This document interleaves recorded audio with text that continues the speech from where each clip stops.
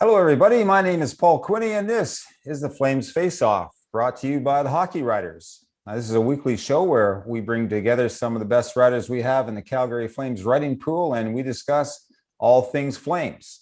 Now, to be sure you don't miss an episode of this, you can subscribe to this YouTube video. Just hit the little red button on the lower right-hand corner of your screen. You can follow us on Twitter and Facebook, like this video on YouTube and Facebook, and also share it with your fellow Flames fans. And be sure to check out some of the great content that we have here at thehockeywriters.com. So with that, let's get going. I'd like to introduce the panel. We have with us Greg Tysowski. Greg, welcome. How are you doing? Good. I'm happy not to be hosting this week. It was fun last week, but when I checked the comments online afterwards, there was just 4 words, and they kept on saying, "Bring back Paul Quinney." That's all anyone said. So I paid my family members to get on there and put those comments in. But, Colton, stop laughing so hard. How are you? Welcome. I'm good, Paul. Thanks. How are you? Really good. Really good. And Brett Krauss to us this week from New Digs. Welcome, Brett.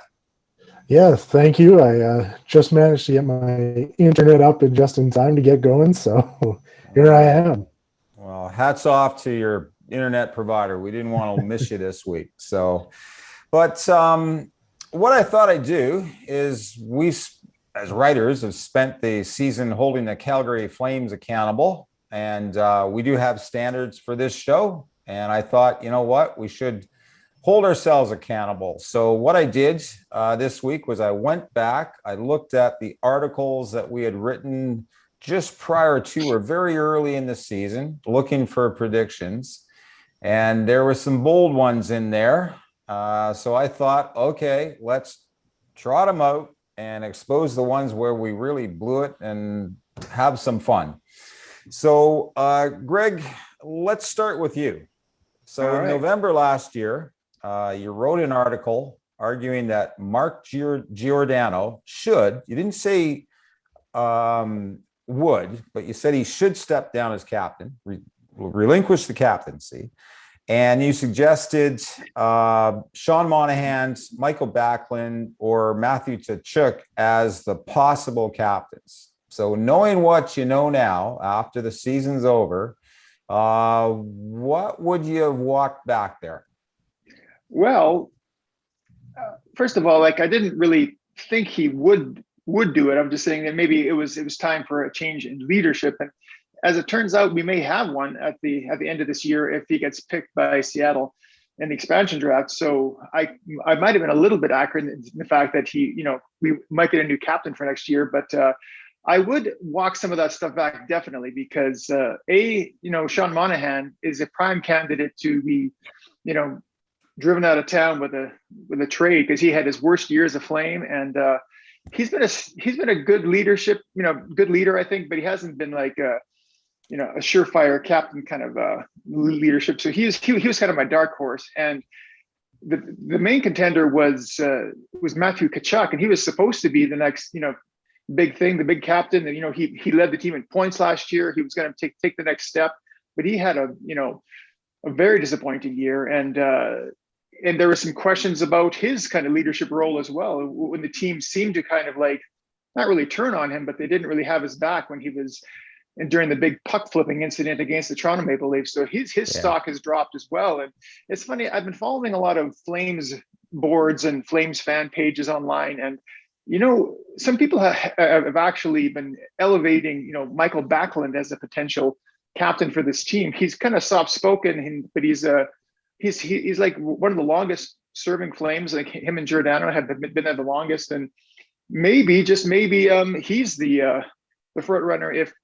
If Mark Giordano leaves the team, he could be the next captain. But I have one more candidate for you, which I didn't even really consider because he was just a new Flame. He had just been signed. Was Chris Tanev. He was given an A for a few games this year when there were some injuries, and Tanev, could be, someone who they would consider if Giordano is actually given the boot. So in the end, I think I'm still happy I wrote that article. I think Giordano is probably, even if he stays, I think he's someone who might be, this team needs something different. So maybe leadership is on the top of that list. So right. I stand by this article, and I think the only one who really fell off the map was Sean Monahan. So Monahan, yeah. I hadn't thought about Tanev, but hey, he has nice hair. What's Colton? What are you thinking? Would you buy Tanev as captain? I hadn't thought about that, but Yeah, kind of like you said, I never really thought about it, but I mean, he was a great fit for them this year, and this has been around for a long time. He was in Vancouver for I don't even know how many years. He's been in the league for quite a while, so I definitely don't think it's the worst fit. Like Greg said, prior to the season, I would have said Chuck is kind of the guy to take it once Giordano was gone, but like he said, some of that leadership was questioned this year, so it definitely puts a bit more of a question mark on it. So yeah, I think Tanev would be a good fit. Well, there you go, Brett. There's an idea for an article before the next season. Are you buying Tanev?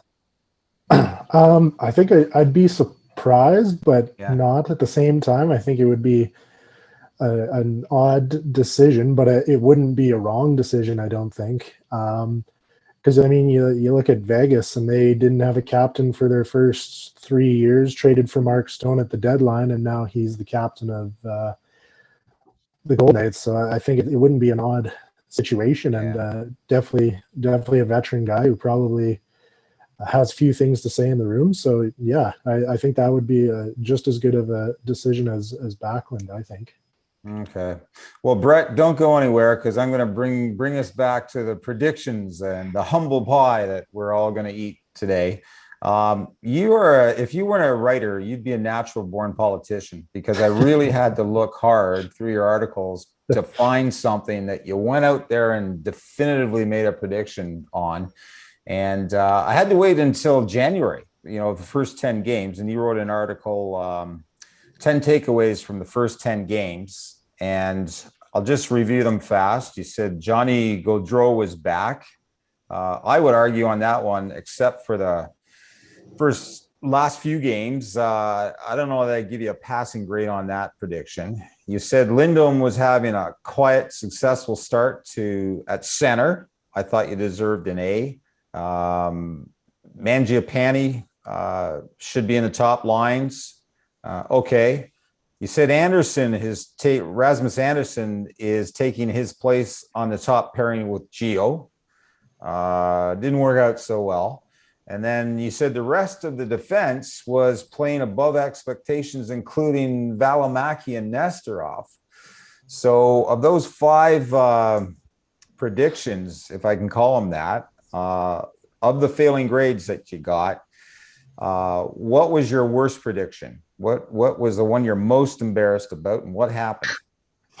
Yeah, I definitely have to say Rasmus Anderson. I think watching him in those first few games, and even last season, when things weren't going well, they'd swap out TJ Brody for Anderson, and he looked like he was, going to be the next guy to play alongside Mark Giordano. And it just kind of fell apart. That pairing wasn't very good. And you see Giordano and Tanev get together, and they had a pretty good second half of the season. I mean, for Giordano, he kind of came back from not a great start. So you have to wonder then if it's, if it was Giordano or if it was Anderson. So yeah, I think just watching him over the years, I kind of thought that this was going to be the year that, okay, he's becomes that number one guy. He just signed the big ticket contract, and it hasn't worked out so far. So I'm not really sure kind of what happened there. Maybe it just was too big of a jump for him, but and even watching some of his games, he just didn't look like he used to. In past seasons, he'd jump in on rushes, and he was actually really good at pinching on the blue line, and just didn't really see that from him. So you got to wonder if it was just from playing a lot more minutes against, the top sixes against teams, I think. All right.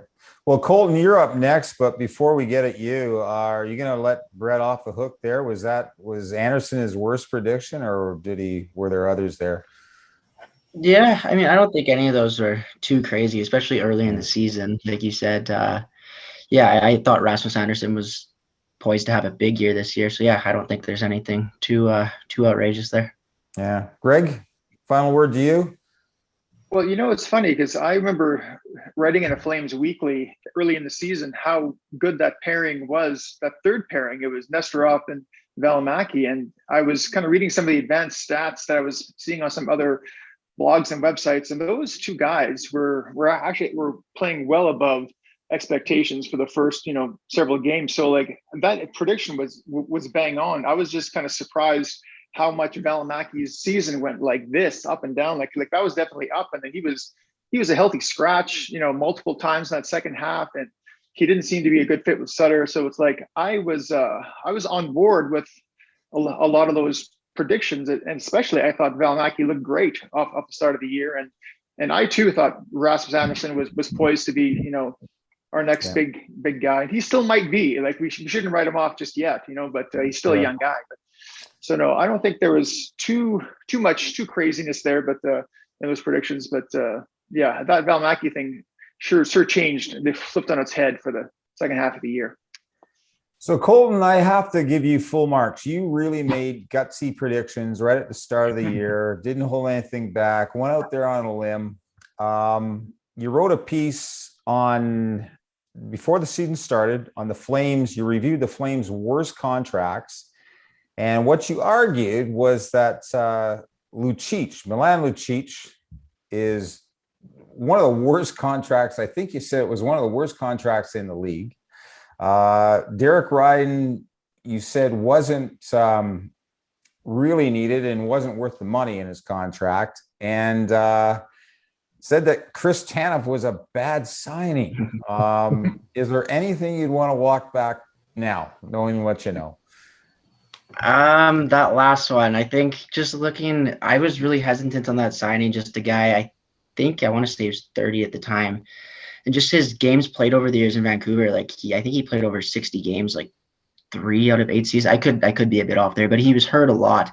So I just thought signing a guy that was going into his 30s with the injury history he had was just a recipe for disaster. And yeah, I'll definitely walk back on that one. Like we said on here, I think he was probably their best player this year consistently throughout the season. So, and was able to stay injury free too. So yeah, no, that was a great signing. I'll definitely go back on that one. As far as the Lucic one goes, I think just the fact that we're saying like he had a pretty good year with, I think 10 goals and 23 points at 5 and whatever million he's at. I think it's still not a great deal. Obviously, I think he's come around a lot since going to Calgary, and I think he's been endeared by the fans a lot more, but I don't think that changes the fact that it's not a great contract. So I think if you could get that taken by Seattle, it's still a big bonus for the Flames going forward. Yeah. Well, I'm not without sin. Even if I do say myself, I think I probably have more to be embarrassed about than you guys. And I guess I'm a bit of a poster boy for what happens to you when you start writing under the influence, I guess. That's my excuse. But I predicted in November that the Flames season was looking really good, really promising. And I said, among other things, that the Flames will go deep into the playoffs to a conference final, nothing less than that. Markstrom, I said, would solve all the Flames goaltending problems. Said Tanev will bolster the defense. Okay, got that one right. Said the Flames' offensive firepower will be led by Tkachuk, and that the Flames are the real deal. So in order of embarrassment, I'd probably say number one, I'm most embarrassed about that the Flames would go to a conference final. 2, I'd say my prediction about Tkachuk leading the Flames' offensive firepower, because there wasn't any offensive firepower this year. And then 5, the Flames are the real deal, whatever I meant by that. So anyway, that's my mea culpa. And hey, if you guys want to take a couple of shots, why not?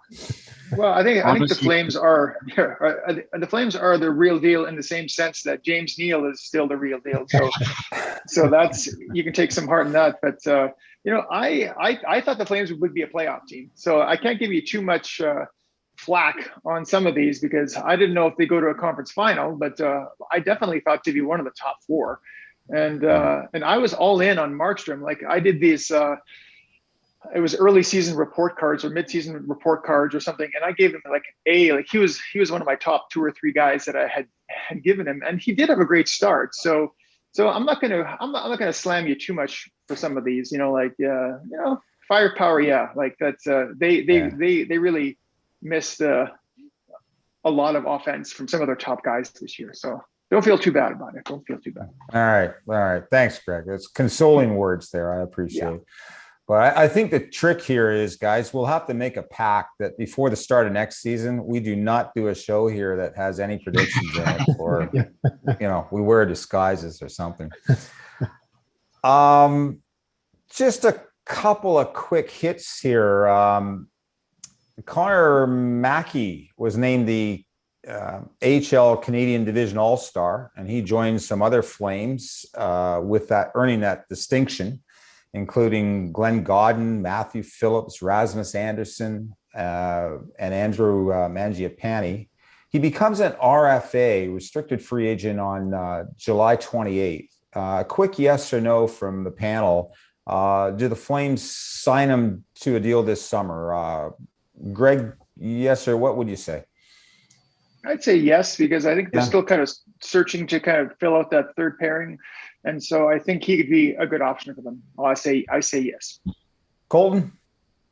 Yeah, I say yes too. I think you give him at least another year and kind of see what's there. I know they're hoping that he'd have a bigger role with the Flames this year rather than kind of just a fill-in guy. But yeah, I think it makes sense to give him another year.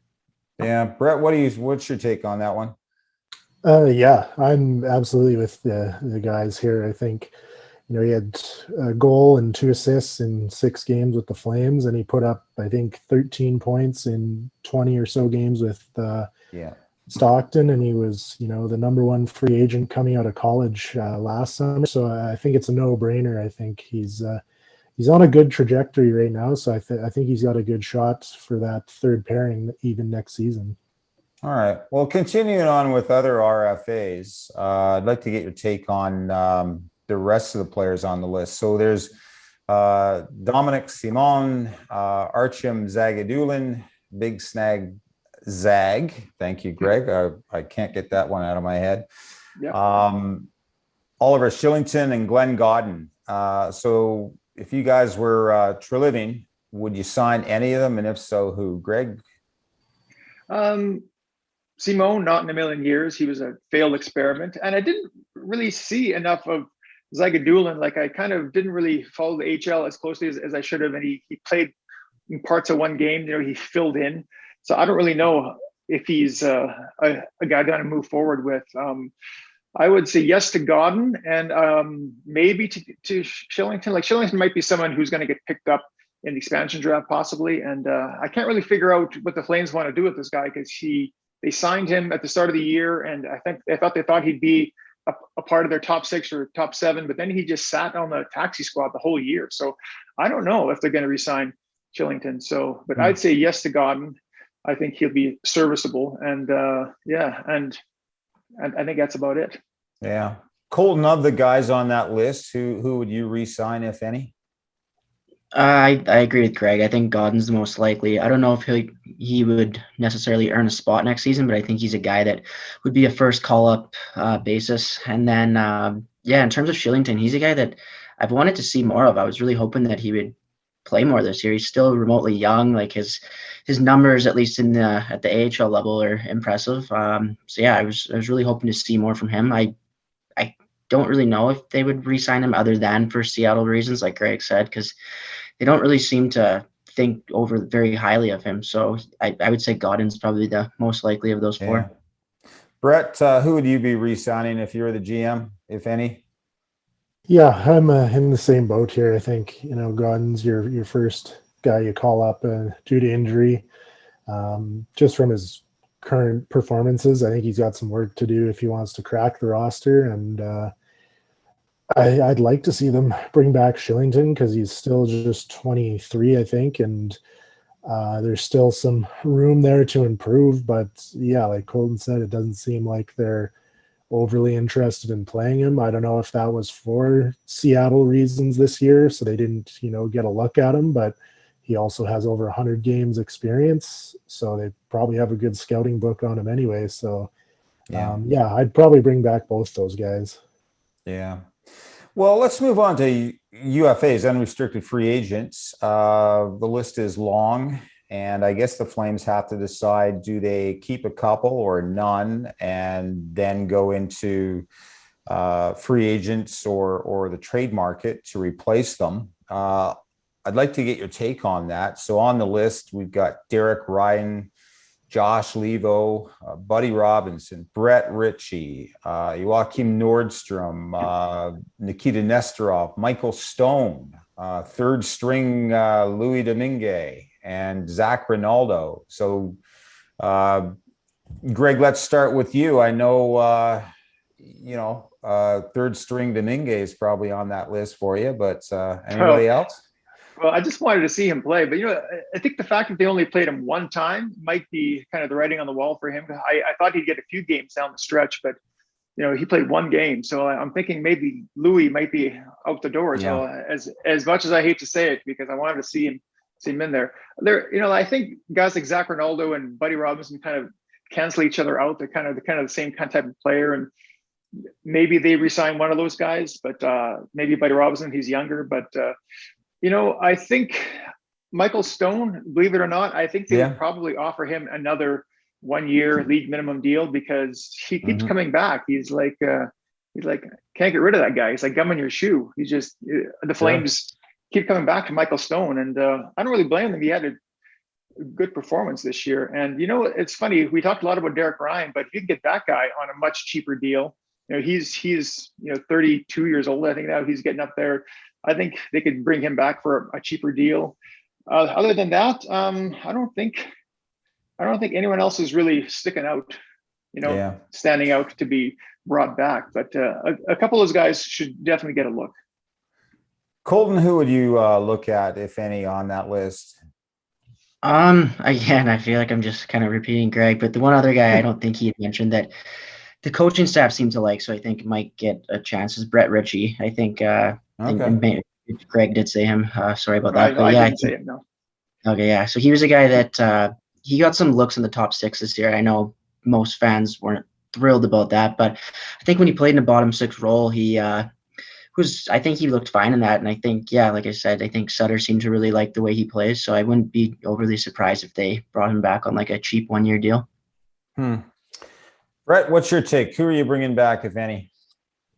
I think Derek Ryan on a cheap deal, if he's not taken by Seattle, I think that's a big one, because he's a great fourth line guy. And another guy I'd bring back is Josh Levo, I think. Under Sutter, he started to produce a little bit more, and he's fairly good two-way forward for the middle six. So I think that's another guy in a flat cap world you could bring back on a cheap deal. So those are probably my two candidates, I think, for the UFA group. So none of you guys mentioned Nordstrom. No takers there at all? But he was effective, I think, as a penalty killer. But if you don't bring back a guy just because when he gets those few minutes of PK time per game, like, he's effective. But outside of that, he was almost unnoticeable any other time he played. So it was he took a lot of heat from fans this year, like Nordstrom. They were like, why is Nordstrom playing? Even down the stretch, they could have brought up more guys from the Stockton Heat or something, but no, they must have liked him for some reason, because I think he played almost every game. Like, Nordstrom wasn't a healthy scratch, I don't think, at all hardly this year. He was hurt for a bit, but he played every game he was healthy. So they saw something in Nordstrom that I think that we didn't see. So. But no, I was not tongue in cheek when I threw him out there, but on a more serious note, I did see Sutter in a post-game presser late in the season. He was very complimentary about Nordstrom. Reporter asked about him, and said he's a fourth line. He's playing on the fourth line, and Sutter said, "Look, it's not the fourth line. That's a very important checking line he plays on, and he's a big part of it." So. I don't know. Right. We'll see. Bruce Garriock from Post Media in Ottawa said this week that the Flames are listening to offers for Monahan. And apparently, according to Garriock, one of the teams that's interested in Monahan is the Ottawa Senators. And he would be attractive, according to Garriock, because he's got experience. He's a vet. And the Sens need help down the middle. Plus, the term on his contract isn't too long. So what do you think? There's other teams out there looking for centers, Columbus, the Minnesota Wild, Calgary itself, you could argue, needs help down the middle. So do you hang on to Monahan? What would the Flames want from Ottawa? And you can't say Brady Tkachuk, because I don't think he's for sale. And what about acquiring other centers out there? Philip Deneau from Montreal, Paul Stastny, Ryan Nugent-Hopkins, Alexander Wenberg. Greg, that's a lot, but where would you start on Monahan if you're going to deal him or not? Well, if he's going to Ottawa, I don't know if the Flames would get back a center per se, but one thing that I've been noticing, because I've been watching the World Championships, because I recently wrote a piece about Andrew Mangiapane, who's right. He actually has 7 points in 3 games, and since he's joined the team, they've gone from 0-3 to 3-3, and they have a chance to make the playoffs if they win their last game against Finland in a couple of days. But he's been playing with Connor Brown on the first line for Team Canada for the Ottawa Senators, and the chemistry that he has with Brown and Adam and Henrique from the Anaheim Ducks has been great. That threesome has put up probably 20 points since Mangiapane joined the team. So who knows? Maybe you swap Connor Brown into the Flames and send Monahan out. I don't know. That's kind of just a suggestion that kind of came up with. As for other centers, I don't. It's funny. Back in the day, you couldn't trade with the Oilers. For years, it seemed like decades. It was kind of a no-no. You could never deal with the Oilers. But in the past 5 years, there's been quite a few swaps back and forth between Flames and Oilers. And like Ryan Nugent-Hopkins is someone that maybe he could use a fresh start somewhere else. He's someone that I've seen, because playing in Alberta, I've seen a lot of Oilers games. He's someone that would be effective and comparable to Monahan. We saw last year that they fight the same when they drop the gloves in a battle of Alberta. So that, I don't know. That's just a couple of things I could throw out there. But yeah, Colton, what are your thoughts? If Ottawa is talking to the Flames about Monahan, is there anything Ottawa has that you'd be interested in? Well, there's lots, but I don't think it'd be anyone that they're willing to part with. Like, they have so many good young pieces right now, like Josh Norris, obviously Brady Tkachuk, like you said, Stützle. There's so many young players they have there. I don't think they're going to be moving any of those, especially just not for Monahan. So yeah, like you said, I think the Flames are a team that needs to improve down the middle of the ice. So I think you can't just trade Monahan without having a plan in place. They have to have someone to replace him. Like, never even considered Nugent-Hopkins, like you said, obviously pending free agent at the end of the season. It sounds like contract talks with him and the Oilers are kind of going sideways as of late. So that could be a really good fit. He's been really good on the Oilers for a number of years and kind of takes a back seat to the McDavid-Draisaitl talk. But I mean, he's a really dependable two-way player. So yeah, you'd have to have a replacement for Monahan. And as far as what Ottawa would be willing to give, it'd be interesting to see. Like Greg said, Connor Brown's obviously maybe a player that he would definitely add some more physicality, and he can also put up points too. So yeah, I mean, as far as teams that would make a fit, I think Ottawa. I think Columbus makes a lot of sense too. I've kind of been seeing that they're in the market for a top centerman. Obviously, they had Max Domi this year. They traded for, and it just didn't work. So I think they're gonna look to do something as well. Brett, last word to you. What are you doing down the middle, and who are you going to get in for Monahan if, in fact, you would trade him? Yeah, I think it would be a wise decision to do that. Ottawa, I think, could make a ton of sense in a way that if you trade Monahan to Ottawa and get say a bunch of a high level prospect and some picks back, move out that contract, and then maybe try and sign Ryan Nugent Hopkins if it doesn't look like he's going back to Edmonton. I haven't seen how much, what the rumor is that he's asking for, but if they were to move out Monahan's contract for no money coming back, then maybe that's another way to shake up the core, is make a big UFA signing after moving some money out. Yeah. Well, on that note, thank you, gentlemen. As always, it's been a great discussion, but we've run out of time. And thank you, everybody, for joining us for the show this week. We'll be back next week with another edition of the Flames Faceoff. And in the meantime, to make sure you don't miss anything, you can subscribe to this YouTube channel, follow us on Twitter and Facebook, like this video on YouTube, and share it with your fellow Flames fans. And be sure to check out the great hockey content that we have here at thehockeywriters.com. Until next week, take care.